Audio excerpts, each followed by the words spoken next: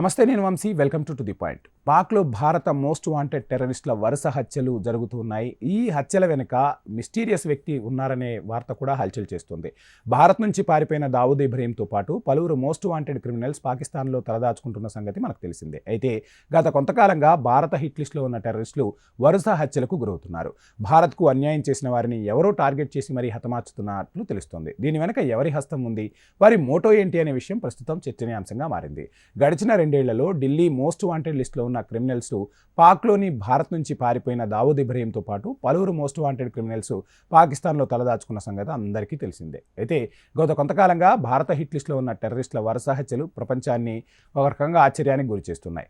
భారత్కు ఎవరైతే అన్యాయం చేశారో, భారత ప్రజలను ఎవరైతే ఇబ్బంది పెట్టారో వారిని ఆ టెర్రరిస్టుల్ని ఏరివేసే కార్యక్రమం అయితే ఒక రకంగా జరుగుతుందనే చెప్పాలి. ఇప్పటికే చాలామంది ఉగ్రవాదులు చనిపోయారు. మన సైన్యంపై దాడులు చేసిన వారు మిస్టీరియస్గా చనిపోవడం అంతుపట్టకుండా ఉంది. ఈ హత్యలపై పాక్ పెంచి పోషిస్తున్న నిషేధిత తీవ్రవాద సంస్థలు మౌనం వహించడం మరిన్ని అనుమానాలకు తావిస్తోంది. హతమైన మిలిటెంట్ కమాండర్లందరూ లష్కరే తోయిబా, ఎల్ఈటీ, హిజ్బుల్ ముజాహిద్దీన్, జైషే మహమ్మద్ సంబంధం ఉన్నవారే అయి ఉండటం గమనార్హం. నవంబర్ మొదటి పక్షం రోజుల్లో మౌలానా మసూద్ అజార్ సన్నిహిత సహచరుడు, ఎల్ఈటీ చీఫ్ రిక్రూటర్తో సహా 3 సీనియర్ జేఎం ఉగ్రవాదులను కాల్చి చంపబడ్డారు. 2021లో లాహోర్లో ఎల్ఈటీ వ్యవస్థాపకుడు, 2008 ముంబై దాడుల సూత్రధారి హఫీజ్ సయ్యద్పై హత్యాయత్నం జరిగిన తర్వాత నుంచి ఈ హత్యల పరంపర అనేది ప్రారంభమైంది. పైగా ఈ హత్యలన్నీ ఒకే పద్ధతిలో ఉండటం మరో విశేషం. ప్రతి సందర్భంలోనూ గుర్తు తెలియని వ్యక్తులు బైకులపై వచ్చి భారత్లో తీవ్రవాద ఆరోపణలు ఎదుర్కొంటున్న ఉగ్రవాదులను లక్ష్యంగా చేసుకుని తుపాకులతో కాల్చి చంపేస్తున్నారు. పాక్లో జరుగుతున్న ఈ వరుస హత్యలపై పాకిస్తాన్ అధికారులతో పాటు మీడియా కూడా పెదవి విప్పడం లేదు.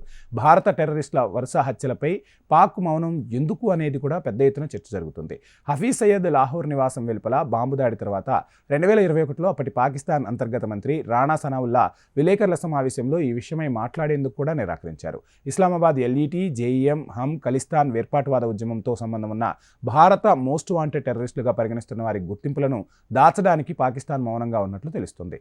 పాకిస్తాన్ ఇంటెలిజెన్స్ మూలాల ప్రకారం పాక్లోని ఇస్లామాబాద్లో న్యూఢిల్లీ ప్రచురించిన ఉగ్రవాదుల ఆచూకీ లభ్యమైనట్లు తేలింది. వీరిలో చాలామందిని గుర్తు తెలియని దుండగులు కాల్చి చంపినట్టు తెలుస్తుంది.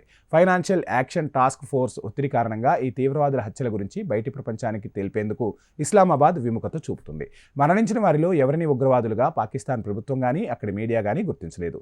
నవంబర్ 13న కరాచీలో గుర్తు తెలియని వ్యక్తులు కాల్చి చంపిన జిహాదీ మౌలానా మసూద్ అజార్ సన్నిహిత సహచరుడు మౌలానా రహీం ఉల్గా తారికన్ స్థానిక మత గురువు హత్యగా అక్కడి మీడియా చిత్రీకరించింది. ఎల్ఈటీ మాజీ ఉగ్రవాది Akram Khan, LET recruitment cell head Akram గాజీలను ఖైబర్ పంక్త్వాలోని బాజర్ గిరిజన జిల్లాలో నవంబర్ 9న గుర్తు తెలియని వ్యక్తులు కాల్చి చంపారు.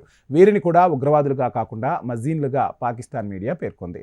సో పాకిస్తాన్కు తెలుసు వారు ఉగ్రవాదులు అని ప్రకటిస్తే ఇన్ని రోజులు మా దేశంలో ఎవరూ ఉగ్రవాదులు లేరు, ఉగ్రవాదులకు మేము స్థావరం ఇవ్వటం లేదు అని చెప్పిన మాటలు అబద్ధాలవుతాయని చెప్పి ఈ హత్యలను నార్మల్ హత్యలుగానే పరిగణిస్తుంది పాకిస్తాన్. ఇటు పాకిస్తాన్తో పాటు ఎవరైతే ఉగ్రవాదులు ఉన్నారో వారందరికీ తగిన గుణపాఠం అయితే చెప్తూ ఉన్నారు. సో భారత జోలికి వచ్చినా ప్రపంచంలో ఉగ్రవాద మూలాలు ఎక్కడ ఉన్నా భారత్ ఎట్టి పరిస్థితుల్లోనూ ఉపేక్షించదు. సో ఈ వరుస హత్యలు కొనసాగటం పట్ల ప్రపంచవ్యాప్తంగా కూడా హర్షాతిరేకాలే వ్యక్తమవుతున్నాయి. ఇది వాళ్ళ to the point. Please subscribe HM TV world.